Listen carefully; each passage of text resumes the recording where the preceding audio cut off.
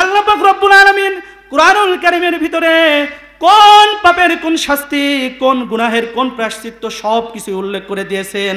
আজ যদি সমাজে, আজ যদি রাষ্ট্রে কুরআনুল কারীম প্রতিষ্ঠা হয়ে যেত, তাহলে এই বাংলাদেশের গরিব অসহায় মিসকিন রিকশাওয়ালার শত শত কোটি কোটি হাজার হাজার টাকা বিদেশে পাচার হতো না।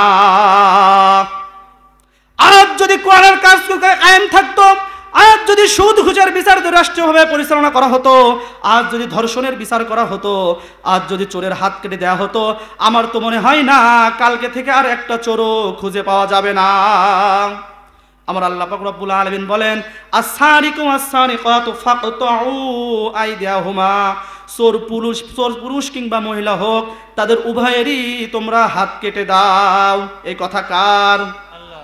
এই কথা কার? রাসূল করিম সাল্লাল্লাহু আলাইহি ওয়াসাল্লাম যখন মদিনার প্রেসিডেন্ট হয়ে গেলেন, মদিনার প্রেসিডেন্ট হওয়ার পরে একজন সম্ভ্রান্ত মহিলা, কুরাইশ বংশের একজন মহিলা চুরির দায়ে গ্রেফতার হলেন।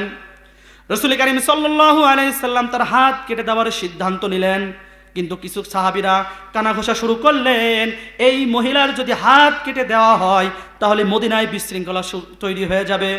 রাসূল করিম সাল্লাল্লাহু আলাইহি সাল্লামের কিছু সাহাবীরা হযরত উসামা রাদিয়াল্লাহু তাআলা আনহুকে বললেন, হে উসামা, তুমি তো রাসূল পাক সাল্লাল্লাহু আলাইহি ওয়াসাল্লামের প্রিয় সাহাবী, তুমি তাকে বোঝাও, তাকে গিয়ে বোঝাও সে যেন এই মহিলার হাত না কাটে, এর হাত যদি কাটে মদিনায় বিশৃঙ্খলা দেখা দেবে।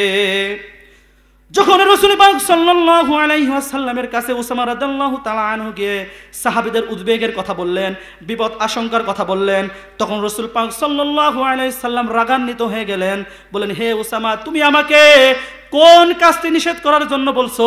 যে আদেশ আল্লাহ পাক রব্বুল আলামিন স্বয়ং আমাকে দিয়েছে, সেজন্য আল্লাহ পাক রব্বুল আলামিনের বাস্তবায়ন আদেশ আমি এই মদিনার জমিনে কায়েম করব। সকলে বলেন সুবহানাল্লাহ। রাসূল পাক সাল্লাল্লাহু আলাইহি সাল্লাম বললেন, হে উসামা, তুমি শুনে রাখো, আমি মদিনার প্রেসিডেন্ট হয়েছি, আল্লাহ পাক রব্বুল আলামিনের বিধান আমি কায়েম তো করবই, আর এই চুরিটা যদি আমার মেয়ে ফাতেমাও করতো আমিও তার হাত কেটে দিতাম। আল্লাহু আকবার।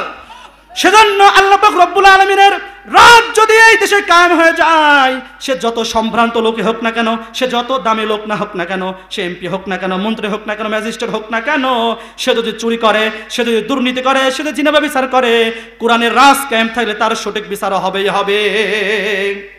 সেজন্য কোরআনের রাজ কায়েম হওয়ার দরকার আছে না নাই?